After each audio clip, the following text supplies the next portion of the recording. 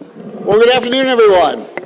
It's good to see you. Thank you for coming out to the Center for Presidential History, coming back to the Hilltop.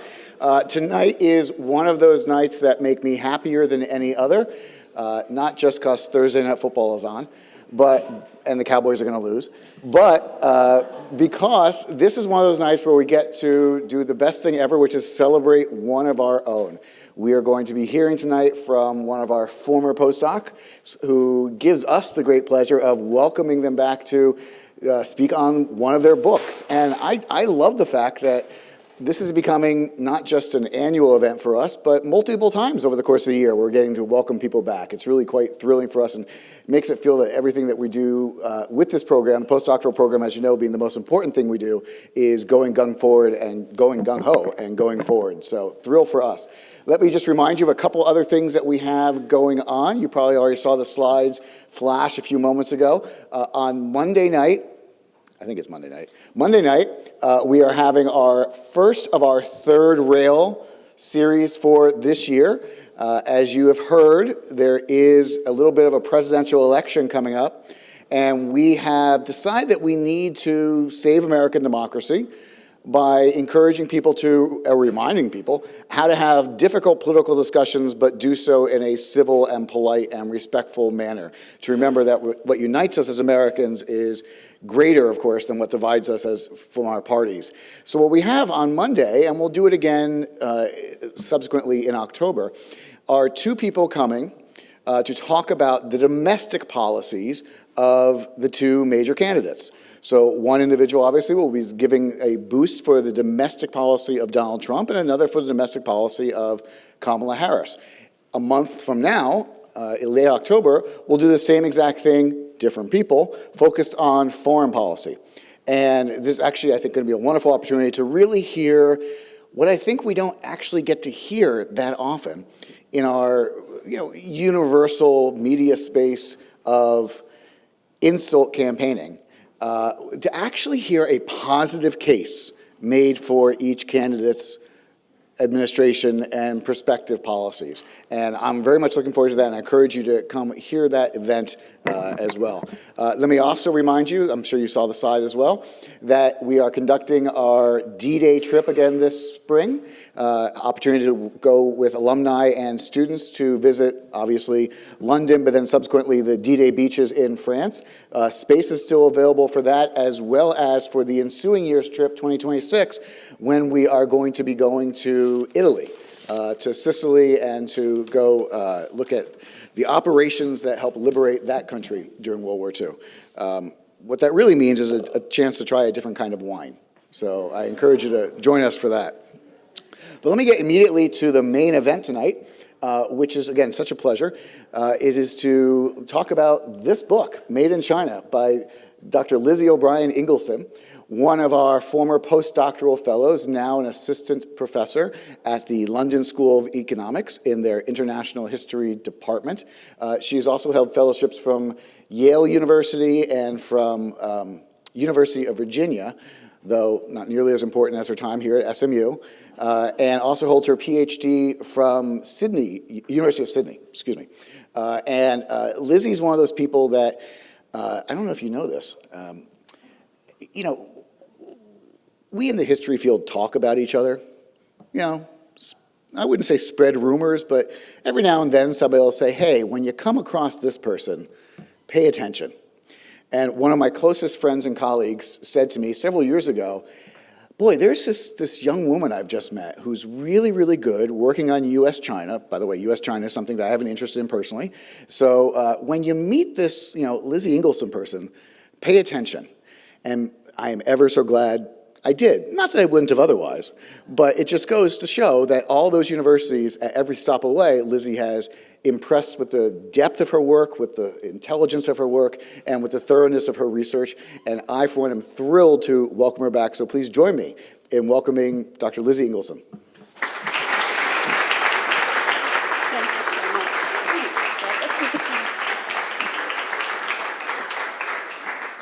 Hello. I've not used one of these mics before, but I much prefer to be able to move So I'm going to do this until, and hopefully it doesn't happen, we have a catastrophe with the mic. It is a real pleasure to be here. As Jeff mentioned, I spent 2 years in Dallas working on this, on what is now the book, in a really crucial and critical period. The capacity for me to write the book that does exist today would not have been possible without the CPH community and the time and the support and the funding that the postdoc gave me. Jeff has mentioned that you may hear from the accent, I'm Australian, but I've spent a lot of my graduate studies at a lot of different spaces. So I was in Virginia before I was in Dallas, and then I've also spent time in New Haven and of course Sydney. But the crucial period was this period in Dallas. So it was when Jeff reached out to me and said, would you like to speak? Would you like to come and talk about your book? We can do it online. I know you're in London. I've got, a teaching load, all the rest of it. And I said, Jeff, I really want to be able to do this in person. I want to come back to a community and a space that really meant so much to me. I have a little joke or a line that I have used before, and I'm going to use it again because, when you think of something witty, you've got to repeat it. And that is to say that this book, Made in China, like a lot of things that are labelled Made in China, was the product of a supply chain network, right? A product of multiple sites, as we've just been discussing. And to be able to speak today, as I say, in such an important node in that supply chain means the world to me. So I'm going to take us straight away to the 1970s and place us in July 1971. This is a period when the United States and China were still deep Cold War enemies. There was no diplomatic, no economic, no cultural contact between the two countries, and that had been the case for 20-odd years. The Cold War isolation that developed between the United States and China really sort of crystallized during the Korean War in the 1950s. And by 1971, July 1971, President Nixon and his national security advisor, Henry Kissinger, decided that they were going to try and work with Mao, who himself had put out feelers that he was interested in doing so, to see if they could maybe end this Cold War isolation. And so Kissinger speaks with his very close advisors. He's in Pakistan, and he says, we're going to have to do this in complete secrecy. And this is a story that you may be familiar with. Those of you who are interested in US-China relations, in 1970s diplomatic history, this may be a familiar tale, right? So Kissinger says, we've got to go to China, we've got to take up the Chinese offer, work out whether we can end this isolation. Is it even possible? But because of the depths of animosities, both sides, both in China and the United States, said, okay, we've got to keep this quiet because it may fail, and we've got to work it out. So even the State Department didn't know that Kissinger was about to go secretly from Pakistan to China to meet with Zhou Enlai to see if they could arrange a space in which the two countries' leaders, President Nixon and Chairman Mao, might be able to meet publicly. So this is a tale that has been told in a lot of depth by a lot of historians, but there's a crucial detail that doesn't always get sort of focused upon.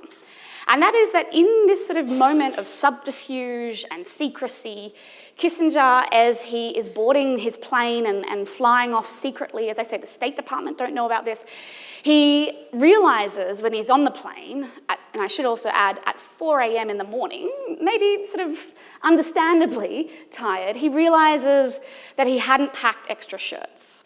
So he's about to meet with China's Premier, Zhou Enlai. He's about to have this extremely important conversation, and he's not got any fresh shirts. And so his advisors sort of say, what are we going to do? Rummage around sort of on the plane, and one of his advisors, John Holdridge, says, look, you can wear one of mine. I have some fresh shirts, you can wear one of mine. And the problem was, not only was John Holdridge quite tall, he was quite slim, he had a different build to the National Security Advisor. But in addition, John Holdridge's shirt had a label saying, "Made in Taiwan." And the shirt literally spelt out the single biggest hurdle, the single biggest reason as to why, for the previous 20 years, the two countries had been in such isolation. The United States' relationship with Taiwan, its political, its military, its cultural relationship with Taiwan, was this extraordinarily significant part of the reason for this isolation. And so Kissinger was going with a shirt literally spelling out the biggest problem. And this is a story that I picked up on in their memoirs, in Kissinger's memoirs, Holdridge's memoirs, and they wrote about it as a moment of humour. Right, this moment of turning Kissinger, this incredible statesman, he's a human, right? 4 a.m. in the morning, forgot his shirts. But when I came across this sort of anecdote, I sort of sat with it for a while, and I was sort of thinking about. I was actually here in Dallas when I came across it, actually, or when I was really playing with it, and I realised that this is telling us something much more. That this moment isn't just a moment of forgetfulness. It's not just a moment of a human being forgetting their shirts and wearing, slightly ill-fitting ones. It actually tells us about the political economy of East Asia in 1971. Right? It tells us that in this moment, shirts and other kinds of things were slowly being made in other parts of the world, in Taiwan, in Japan, in South Korea. That there was a movement that was happening towards a sort of what we call today a globalised manufacturing. And if we fast forward 30 years from that moment, if we fast forward to today, we are of course very familiar with the labels made in China, familiar with the ways in which the shift from made in Taiwan has now become made in China. And I want to put to you, and I think it's really important as historians that we do this, that there was nothing natural or inevitable about that movement from made in Taiwan to made in China. And the subject of this book that I've written and that I'm going to sort of speak about today explains why that wasn't inevitable. It highlights all of the contingencies and the factors underpinning why it isn't just a sort of product of capitalism or a product of change that we live in a world where things do say made in China. You pick up a drink bottle, look on your shirts, I'm sure most of them will say it, right? Made in China. And I want to think then about why there was no inevitability here. And one of the key reasons is that China was a communist nation. If we think about the 1970s period, China was the single biggest factor driving America's support for Taiwan's industrialization prospects, right? It was an attempt to sort of bolster the non-communist world in Asia. Similarly, the United States' support for Japan in this era was underpinned by a fear of communist alternative models. And so in this period in the 1970s, the idea that a communist nation would become so deeply embedded in the capitalist system, the idea of made in China that we're familiar with today, was something that was inconceivable at the time. It was not considered, if you look at economics textbooks, it was not considered by economists. This was a world of East-West trade. Similarly, China itself was extraordinarily underdeveloped. It was a country in which the idea of it becoming a world superpower or becoming the workshop of the world that we're familiar with today was so far from policymakers' minds, both within China and outside of it. And so the question that I ask in this book is, how did we get to this point where China, the world's largest communist nation, converged with global capitalists, the global capitalist system? How did this happen? How did we get to this point? And more importantly, and this is the historian's sort of interest, is when? When did this happen?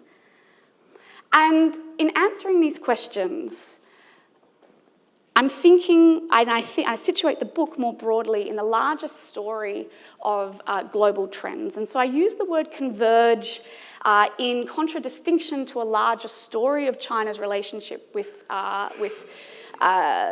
European world and the United States, in which you may be familiar with the concept of divergence, this great divergence in which how do we explain industrialization in Europe and not elsewhere. And a lot of scholars point that they debate about those reasons, but they point to this idea of divergence as a crucial way of understanding where industrialization did and didn't occur in the 18th and 19th centuries. Now, a number of historians and scholars, particularly economists actually in this case, have started to think about how we can position China's convergence with the global capitalist system in this longue durée. And some economists have put forward this idea of thinking about the divergence that occurred in the Industrial Revolution era with the convergence that has occurred in the era that we're familiar with and living through today. And so I want to cite in particular some economists, one of whom is a colleague of mine at the London School of Economics, who have really put forward this framework of analysis, this idea of going from divergence to convergence. And so this idea of convergence, I think, is a useful one, and that's certainly one that I play with in the book.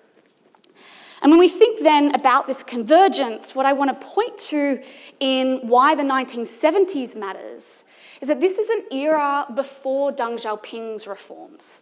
Often when scholars are answering this question about how do we explain China's convergence with global capitalism, they point to 1978 and the period that came afterwards when Deng Xiaoping implemented what's known as reform and opening, so changes within China's, reforms within China's domestic society and an opening up to the outside world.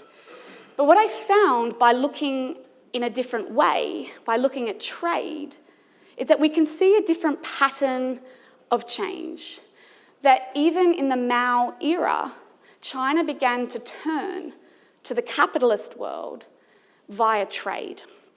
And so when we insert trade into our analysis and into our thinking about this question about how do we get here, we see a very different story. And so you can see here in the graph, and I promise you this is the first of only two graphs that I'll be showing tonight. Although I'm a big believer in the politics of numbers are not scary. But as you can see here,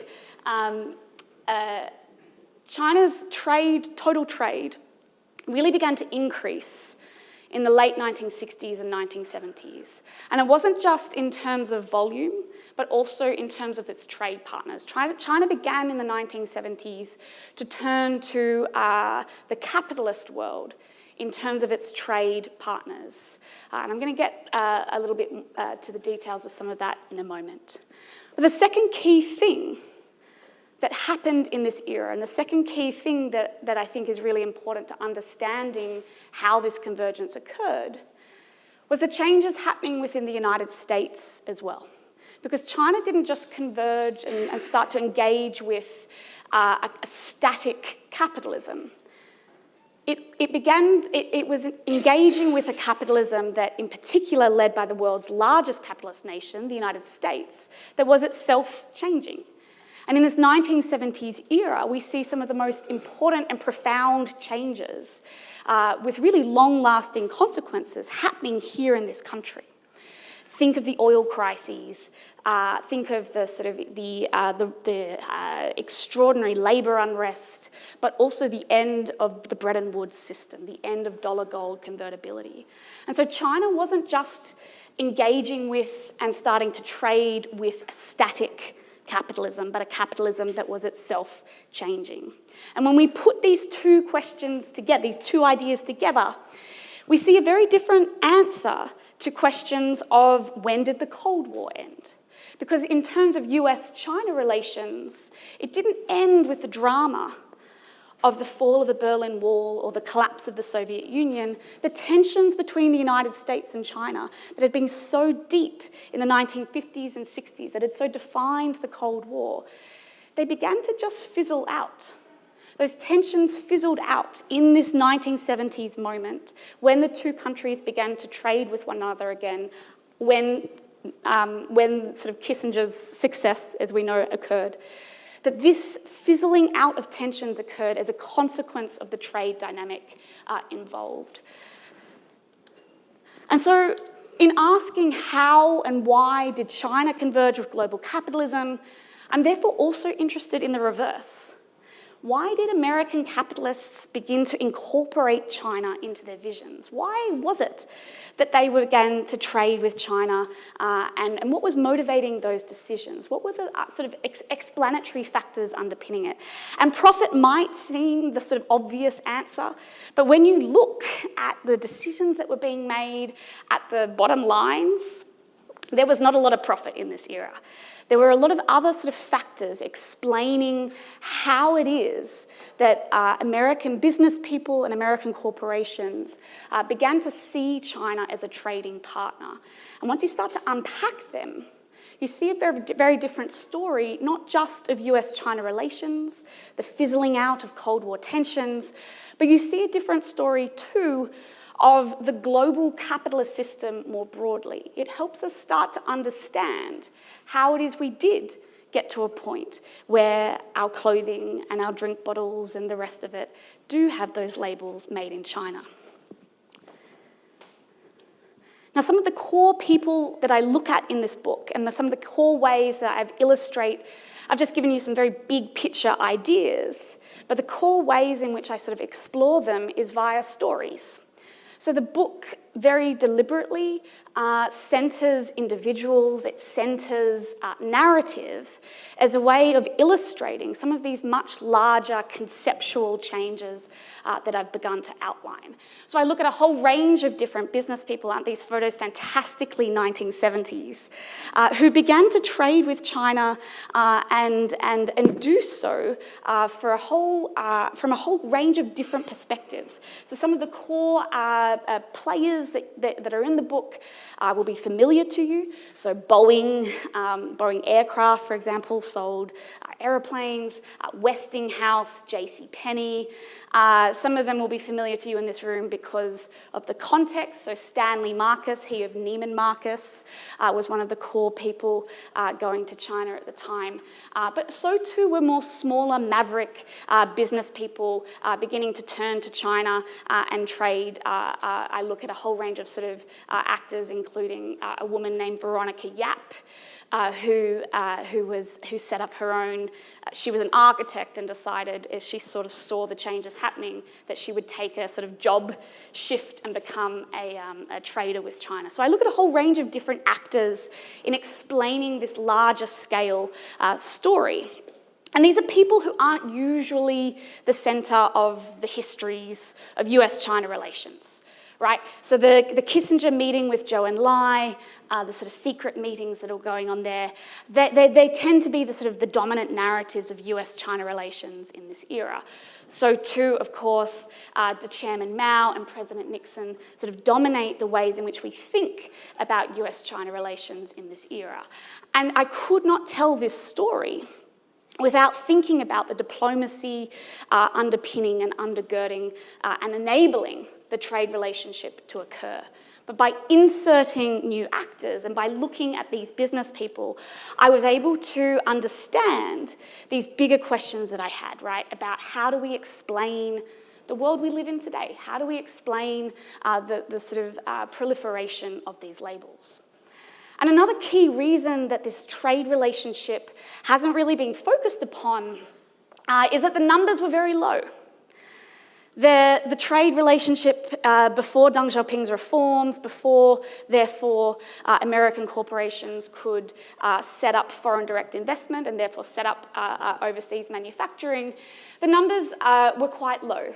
There were very few American corporations and business people who were able to make a profit. There were some, and those who did were vocal, and they were very, very, They were happy. But the big story of US-China trade in this decade is not one of numbers. It's not a quantitative significance. The significance instead is qualitative. It's the ideas that sort of percolated and changed during this era as a consequence of rebuilding a trade relationship after over 20 years of isolation. And what I argue at the core of this book is that as a consequence of bringing these two aspects into our vision, by looking at China's expansion of its foreign trade, its increase of foreign trade in the 1970s, in conjunction with the changes that were happening within the capitalist system and the world's most important capitalist country, that is the United States, we can see that the very meaning of US-China trade itself began to change. What it meant to talk about trade with China began to change. And let me tell you what I mean by that. Because for centuries, Americans, French, Europeans had turned to China, the old China trade. They'd turned to China and seen vast possibilities of wealth via selling their goods to China. There was a story in the 19th century that if British merchants were able to encourage Chinese customers to increase the lengths of their coats by just 1 centimetre, then that increase of the population of China increasing their coats would be enough of an increase in demand for cotton that it would fuel the mills and provide wealth to all of the mills of the United Kingdom, of Great Britain. Right, so there was this idea that if we can just get China to buy more of our stuff, we're going to make riches. So much so that this idea became popularised by an American ad man, Carl Crow, who in 1937 wrote a book, 400 Million Customers, which with this very, very evocative title, it's gone on to become this sort of metonym for the idea of wealth to be made in trading with China. Now, Carl Crow, this book was extraordinarily popular at the time. It won the National Book Award. A small pocketbook version of the book was created for American service people in Asia fighting during World War II, to sort of give them an introduction to China. So this was a book that was very much of its time, that had, via its title, a much longer sort of legacy throughout. But if we fast forward to the 1970s, after this period of Cold War trade isolation between the two countries, we begin to see a transformation in what it means to talk about US-China trade. This is the idea I highlighted earlier. We begin to see that American business people and American corporations began to not only see a site of 400 million customers, but also a place where they could get labour. That China began to be seen as a place for 800 million customers. And this transformation was not only on the part of American corporations that began to sort of see a different site of potential profit, a consequence of their own changes that were still only occurring at the time, but it was also a consequence of pragmatists within China, within the Chinese Politburo, who began to experiment with ways of encouraging American business people, European business people, but particularly American business people, to see them as a place of cheap labour. This was something that was encouraged by a group within China who were experimenting. They were met with extraordinary resistance, and that's a really important part of the story that I tell in the book. But they began to think about ways of providing that cheap labour, the good Chinese worker. And those two things worked together to transform this meaning of trade. And so to tell this story, in my view, it necessitates taking 3 different layers and putting them together. It necessitates the economic, but it also necessitates thinking about the diplomatic changes that were happening at the time. And so a thread within the book that I would love to talk about in Q&A, but I'm not going to unpack here, So one of the core threads of the book are the different visions of how trade and diplomacy operated. The visions that American diplomats had were very different to the visions that Chinese policymakers had, but they worked together in an interesting way over this issue of Chinese, trying to increase Chinese exports to the United States. So these two aspects were really, really important, the economic and the diplomatic, but so too were the cultural transformations that enabled a country in here, the United States, that had been told for so long that China was a red China threat. And the cultural transformations that American corporations and business people encouraged were crucial to enabling this trade relationship to continue. The roles of retailers, such as Stanley Marcus, who you can see here in 1971. He was one of the first business people ever to go to China. Stanley Marcus, who at the time, as I say, was the head of Neiman Marcus department stores here in Dallas. So this particular Polaroid of him, so he went to China 1971, 1972, November 1972, and really was at the forefront in bringing back a certain kind of China. He brought back robes, he brought back porcelains, he brought back rugs, he brought back an exotic, non-communist China. And he was part of a group of American business people who assisted in this cultural rethinking about this former enemy, this red China threat, and seeing what was still a communist nation in very different ways. So China, of course, 1971, 1972, it's Mao's China. But the cultural transformation that began to occur sort of diluted the threat of that communism. It diluted the threat of the politics of what China continued to represent. And you can see here, this is another example of sort of the cultural importance of business people and trade and fashion.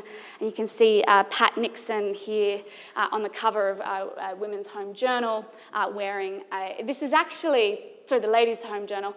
This is actually not a robe from China, but it was a sort of China-inspired robe. So do with that what you will. But it was a China-inspired robe that was again part of this sort of cultural reconfiguration of what had once been a threat. There was, of course, some really important spaces in which this rethinking about what does China mean in terms of trade, what can China offer to the United States and to West Germany and to Japan and elsewhere, what can they offer? And one of the core spaces in which Chinese pragmatists and Chinese business people began to focus on was textiles. And I tell the book focuses in on a couple of different kinds of commodities, textiles being one of the core ones, because that's where the pragmatists within the Politburo in China started to say, this is what we can do. We can start to do what Taiwan is doing, right? What Japan had been doing. We can start to also use our labor force to create cheaper textile goods and sell them overseas. So here's an example of an advertisement from China. And I use this to give you an insight or a visual into JCPenney's catalogue, because I want to jump into JCPenney as an example in a second. So as I said, this is a period then of extraordinary experimentation happening within China. What's really important in terms of the timing is that this is still Mao's China, but it's the aftermath or the latter years of the Cultural Revolution. And in China, the Cultural Revolution had wrought extraordinary upheaval in terms of all aspects of Chinese society and politics. And it's within that turmoil, it's within the sort of tumult of this Cultural Revolution and its aftermath that political spaces began to open up within Chinese elite politics to say, well, we need to have a different kind of organisation. We can keep our socialist dream, but it hasn't worked. The Great Leap Forward of the 1950s didn't work. It led to famine. The Cultural Revolution, it hasn't worked. It hasn't helped us develop. And so in this 1970s era, in the sort of latter years of this Cultural Revolution, pragmatists began to experiment with ways of a different way of developing China. It hasn't worked so far. What can we do? So this was an attempt to experiment to have to build a good society, but to retain the socialist elements of it. It was, of course, met with extraordinary resistance within China. You may be familiar with the Gang of Four, who in particular fought very violently and often against these experiments happening. But this is a story, therefore, of contingency. Those within China who were experimenting and therefore telling middle managers and those at sort of other levels, you can continue and start to put your feelers out further to the capitalist world, there was extraordinary resistance, and this was a very volatile set of changes that were happening and starting to happen. But so too, and this is what I think is just as important to underscore, so too were the changes towards outsourced manufacturing not a given in this period. So too was, as much as made in Taiwan was something that was becoming increasingly familiar on shirts, it was not the made in Taiwan was not the equivalent of made in China today. I'll give you an example. So JCPenney, who's sort of catalogue, think of the 1970s ad, I had a few slides earlier. JCPenney, whose archives are actually here at SMU in this incredible, and the incredible archivists here were very helpful with this. These papers, JCPenney's papers, they were some of the key sort of leaders in trading with China in this era. I found sort of amongst the papers in the archives, what is a sort of very unoriginal title for their 5-year plan, right? The company plan. A very sort of stock standard name for their vision of what they wanted to do for the next 5 years. And they talk about the impact that the end of the Bretton Woods system was having on them as they were working through these changes. This is in 1973. So Nixon had ended dollar-gold convertibility in 1971. And JCPenney is saying, look, this has thrown us into disarray, but it has also made it easier for us to move our money, create a sort of an easier movement of money to overseas spaces and where we can build manufacturing facilities there. So they're overtly saying we can increase, therefore, the percentage of imported goods that we sell in our stores. And what's really important to underscore is that their aims, the aim that they had for this 5-year plan, for how much they wanted to increase their numbers of imports in their stores, was 12%. They wanted to increase from about 7 or 8% to 12% of their inventory that was imported from overseas. This is really important because it reminds us that this was a choice to turn to imported goods, that this was not something that was happening naturally, but it was a consequence of decisions, sometimes unintended consequences. Nixon didn't intend for the Bretton Woods system to sort of make it easier for money to sort of move the way that it did. But we can see here the ways that the changes that were occurring were products of experimentation happening within the United States too. And even more striking to me, as I was understanding these papers, is that JCPenney's lists China amongst other spaces where they might be able to turn for this increase in imports that they wanted. And so this is a small example of what I sort of trace within the book, in which these experimentations happening within China, the experimentations of saying we're going to use the huge population that we have in order to sort of provide labour for companies and corporations in the capitalist world, those experimentations were happening alongside experimentations and changes happening within the United States and other capitalist nations too. This is an era when transportation and the capacity to ship goods faster also eased the process of moving to offshore manufacturing. So these two processes, both together, is what helped create the convergence that we're familiar with today.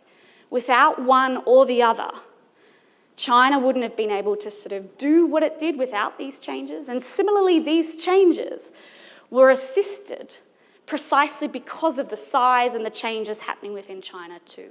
So this is a story, therefore, historians we have a whole bunch of jargon, this is an international history. This is a story that could not be told without looking at both sides. It could not be told without understanding the dynamic between them.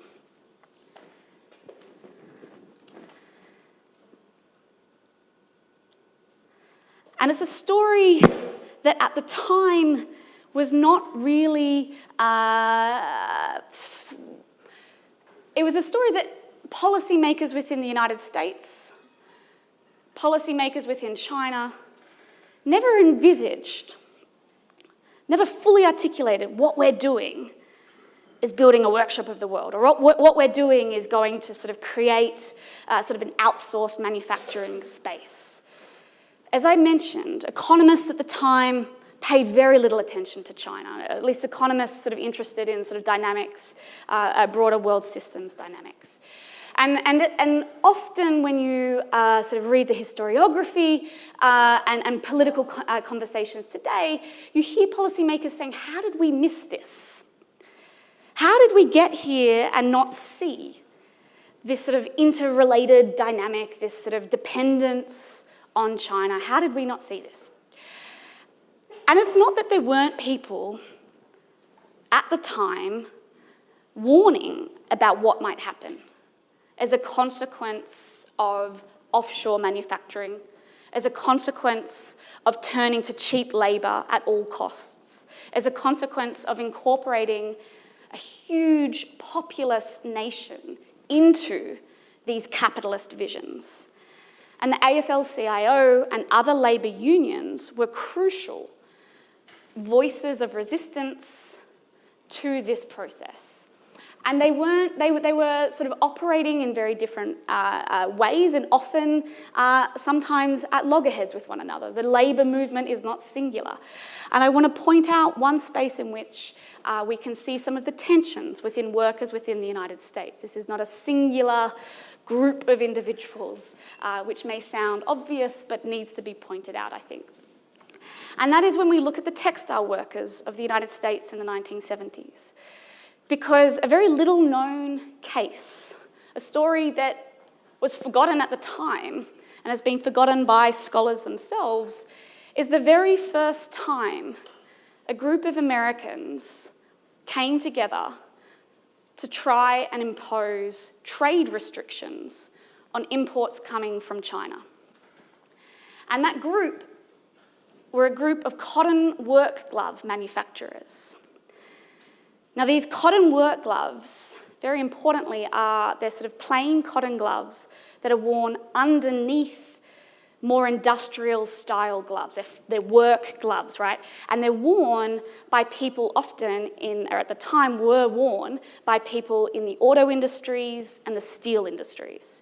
So they're gloves that go underneath your glove if you're a car maker or you're in the steel industry.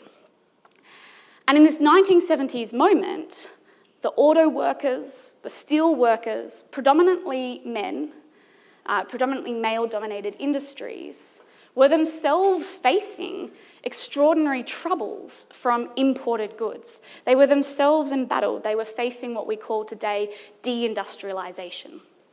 And it was in their interests, actually, to have the cheapest possible cotton work gloves they could get. So there wasn't an economic imperative to form a solidarity, a political solidarity, with a predominantly black, female-dominated industry who were the first group to ever try and impose restrictions on China since Mao came to power. So the first group since 1949. So this story failed. They didn't get the widespread sort of national support. There was diplomatic intervention in which the State Department very overtly turned to their Chinese counterparts and said, hold off for a bit on the number of cotton work gloves that you're sending to the United States. Just hold off. Let the numbers go down. Let it look, therefore, like you're not a threat.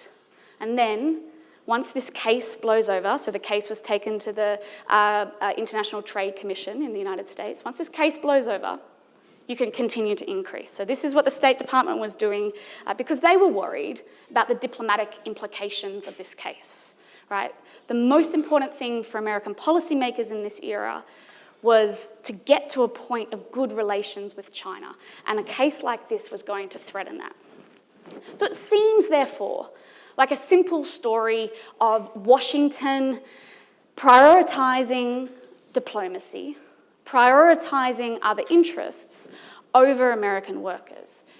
Just to sort of really make the point, this is a Chinese advertisement. It was targeted, they had a series of magazines targeted at foreign business people. This is the English language version. They had the same journals in French and in Spanish. So China's advertising its cotton work gloves. But this is, just to finish, this story isn't just a simple one. It was presented at the time as Washington's intervening, not supporting us. We're trying to sort of fight against the threat that China is posing to our jobs. But when you look at the numbers, and this is, again, this is sort of the final time I will make you think about numbers for tonight, unless we get that in Q&A. But if you look at the numbers of who it was that was importing Chinese cotton work gloves, 60% of those who had taken the case to the International Trade Commission in DC, 60% of those who wanted restrictions on China, who said these Chinese imports are threatening us, were also importers, themselves importers of these Chinese cotton work gloves. So they were buying the Chinese cotton work gloves. They wanted the cheap Chinese gloves. But they were taking their case to the ITC, not to stop Chinese imports, but to impose market order. What they wanted was for Chinese cotton work gloves to enter the United States at a slower rate. They didn't want China to dump its cotton work gloves. So that's why, very importantly, they were asking for quotas, not tariffs. And this tells us something about the larger changes happening within the textile industry and other manufacturing industries more broadly. Because these glove makers, these managers of glove companies, were okay with saying, we'll get rid of our cotton work glove line, we'll stop making cotton work gloves, but that will enable us to keep our factory doors open because we'll continue to make leather gloves and we'll continue to make other kinds of gloves that we make in our factories that are more complex. So China and this threat, it can happen, but we want it to happen at a slower rate because that slower rate will help us shift our economic model, shift our lines and get rid of the cotton work glove line while retaining the other lines in our glove factory. So that was one of the economic rationales behind the case. But it tells us, therefore, that the increase in Chinese imports that does go on to occur, the ways in which these mechanisms that in the 1970s were still experimental, they were still halting. They were not only the product of Washington's diplomatic and geopolitical priorities, they were not only the product of changes happening within China, but they were also the product of changes happening within American capitalism.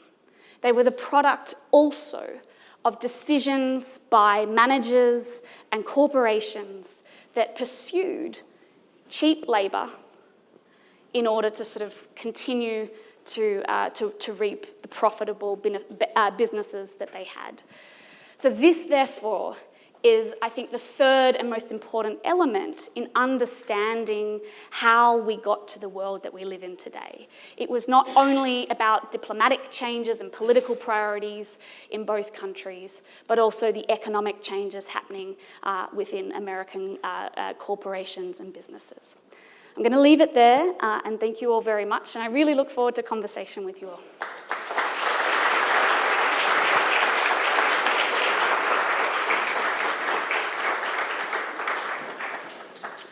Thank you. Just a quick reminder that we have microphones on either side. If you wouldn't mind raising your hand for the microphone and waiting for the microphone to get to you, that way we can make sure that your voice is recorded for posterity on our video feed that will go up on the web. So I will leave it to you to take it from here. All right, I see your hand. Thank you. You spent a lot of time talking about what we were exporting to China. No, importing from China and what they were taking from. Yes. But what about the reverse direction? What were we exporting? Were there a lot of technical things? And were there government restrictions, so, you know, for national security and so forth? Or is that the beginning of them taking over, reverse engineering our technology and so forth? Yeah, reverse engineering was very important to the story. And so too were the things that China was buying. Your question is fantastic because it gets to the heart of how these experimentations were justified by Chinese policymakers. Because they said, look, we need to develop our society. We need technology, we need satellites, we need things to help create a modern society, to bring our people prosperity. And they said, how are we going to get these things? How are we going to get the technology that we need? And a core part of the experimentation happening in the 1970s was to say, we can pay for the technology that we import from the United States, but also from West Germany and from Japan and elsewhere. We can pay for those things through the money that we collect by selling the textiles, the cheap stuff. The cheap stuff, but also the porcelains that were not cheap and the robes that were not cheap. But we're going to sell. That's why selling was so important to this model. And there's a Maoist concept underpinning it, and it's this concept of self-reliance. And this idea of China being a self-reliant entity in the world was crucial to Mao's vision, and it was crucial right from the start. And so the way in which the policymakers who wanted to experiment, the pragmatists within the Politburo, the way in which they justified what it was they were proposing was to say, look, this is how we remain self-reliant. We're not going into debt. We're just using tit for tat. We're going to keep selling as much as we can and use that to buy the technology that we need, to buy Boeing aeroplanes. So Boeing is a big part of this story, to buy satellites and other things. If I may extend this answer for a minute, what's really interesting and what I found particularly surprising when I was doing this research is that China did buy technology when it needed it, not only from the United States, but precisely because it mattered so much to them that they increase their revenue, right? They increase what they have by selling things. A lot of big titans of American industry who wanted to sell to China were told, no, you can't. So Ford Motors, for example, went to China and said, look, we want to sell you our cars. We want to sell our stuff to you. And China said, okay, if you want to do that, you've got to buy from us first. And so I found all of this really amazing stuff that Ford Motors was buying from China. Bank of America wanted to set up financial ties with China, and China said, okay, if you want to do that, buy some stuff from us first. And so Bank of America bought rugs and put them in their Chicago offices from China. Coca-Cola wanted to set up shop, wanted to sell Coke to China, and China said, no, if you want to sell to us, you've got to buy from us first. And so Coke buys tea. So you have a whole range of these really big companies whose aims were to sell stuff and whose models were to sell things, who for them, for Coke to buy a bit of tea, it's not going to hurt their bottom line. But what they were doing was as part of a larger sort of infrastructure of how the American business community thought about China. They were part of this cultural reconfiguration, right? Of seeing China not just as a place to sell to it, but as a place where you buy from it. And that idea, where you buy from us, not just sell to us, is what assisted that larger dynamic happening that I've outlined today about sort of cheap manufacturing and the rest of it. We've got Hervey, yeah. Lizzie, very, very good. When you did your research, did you come across the ping pong diplomacy and how that, refresh my memory when it happened and how that impacted Kissinger's trip over there? Yeah, the ping pong diplomacy is such an important story. For those unfamiliar, it was sort of, Kissinger, the story I told you of Kissinger's secret trip to China was part of a larger set of sort of just moments in which China was putting out its feelers and the United States was putting out its feelers and seeing if the two countries could reach a point of sort of softening their Cold War animosity. And the US ping pong team had been in Japan at the time and was invited to come to to China for a friendly game. And that was sort of a really important public moment in which the two countries were seen to be sort of sharing sort of cultural ties, sharing a bit of humanity and humanizing what had been such a long-standing sort of enmity, right? And so that story is so crucial, Hervey, to a larger dynamic that I mentioned of shifting how American people thought about China as no longer this communist threat, is no longer Red China, but rather a space that's an amicable trade partner, a partner that you can trade with. And so the cultural changes and the sporting changes that were occurring were part of that larger sort of shift going on. We had a hand here, I saw, yeah, and two there. When I graduated from SMU, I avoided the draft by volunteering for the U.S. Navy.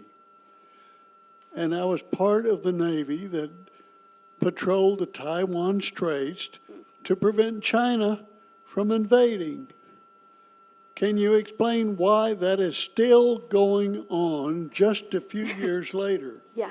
And by the way, somewhere deep in my closet is a shirt that says "Made in USA." How rare is that? A rare commodity, yeah. I mean, I actually thought you were going to say you have a shirt that says "Made in Taiwan," and also a rare commodity nowadays. Look, what you're putting your finger on the pulse on is, I told you that I started this whole story, right, with the single biggest hurdle to opening up a relationship between the United States and China was Taiwan in 1971. And while that hurdle was able to be jumped over and open up trade ties, the United States and China did open up trade relations, cultural relations, sporting relations. Eventually, by the end of the 1970s, they established full normalized relations, so they established embassies in one another's countries. The question of the United States' relationship to Taiwan, its dynamic, remained ambiguous, and it remained deliberately ambiguous. Kissinger called it, he had a name, he called it strategic ambiguity. And strategic ambiguity said, we're going to acknowledge that both polities in China and Taiwan say there is only one China. We acknowledge that that is the case. But that strategic ambiguity didn't take a position beyond that. It acknowledged it, and that was it. And we're living today through an era when that ambiguity, a very deliberate, overt policy, a very deliberate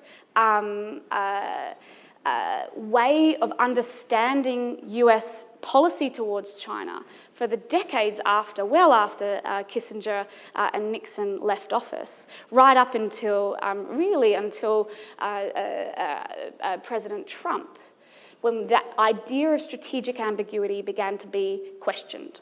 and began to unravel. And we're living today through a context in which American policymakers are very truly reconsidering whether that strategic ambiguity, not answering the question, whether not answering the question is the policy that they want to continue going forward. So that's how we can explain, I think, the ways in which we still have such tensions in that strait, is that the question wasn't answered. It was left strategically ambiguous. It's politics, not economics. Geopolitics and priorities cannot be divorced from all of those other factors, right? Or at least that's what I argue in the book, right? You cannot only look at one or the other, but politics is absolutely driving this particular issue you're talking about. Yes. Can we pass this to you? I read very carefully Bayard Rustin's comment in that, and the undercurrent, and I still think it's an undercurrent today, is he was concerned about displacement of jobs within the black community. But that speaks to a larger segment. It's not just the black community, it's other communities that relied on production for their jobs. Yep. And that seems to be an issue that we're facing today.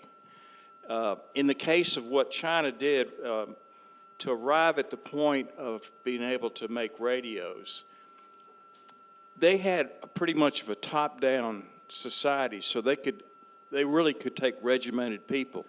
But where their real skill set was to pick those areas of lowball products to get a toehold into dealing with this, like the gloves, the situation of the gloves.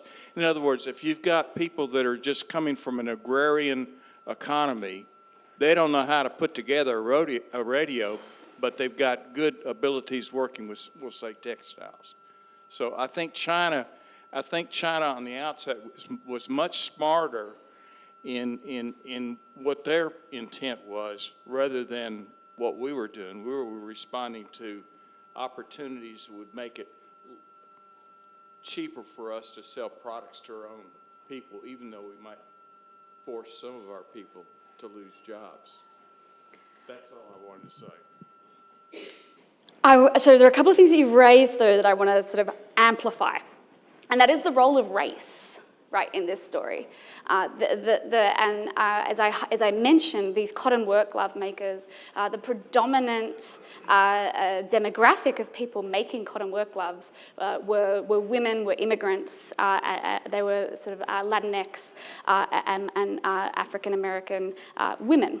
So there is a real question underpinning this history and this story about whose interests are prioritized from the United States perspective. Whose interests are prioritized? The geopolitics, as we've heard here, were the most important priority in terms of US-China relations in this era. The geopolitics dominated the way in which each administration thought about China in this period.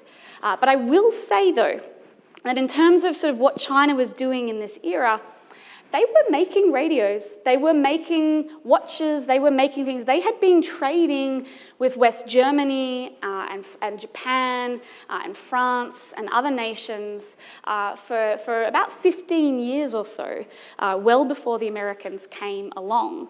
And so China did have experience with capitalist nations. It just didn't center that as a mechanism for developing their society until these sort of the end of the destruction of the Cultural Revolution, and the United States ended its trade embargo, making it easier for China to begin to trade more broadly. So there were infrastructures in place for China to make sort of cheaper electronics and other things. I've focused here in this talk on the textiles, but in the book I look at a whole range of other sort of spaces in which China was sort of starting to sort of do this.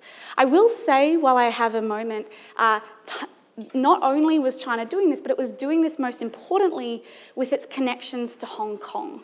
So Hong Kong was a really important node in this larger dynamic that I'm talking about, and is a really important sort of feature, again, of the book and the story that I'm telling.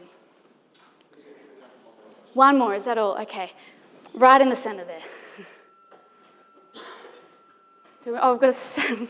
We did two. We did two. There we go. I saw disappointment.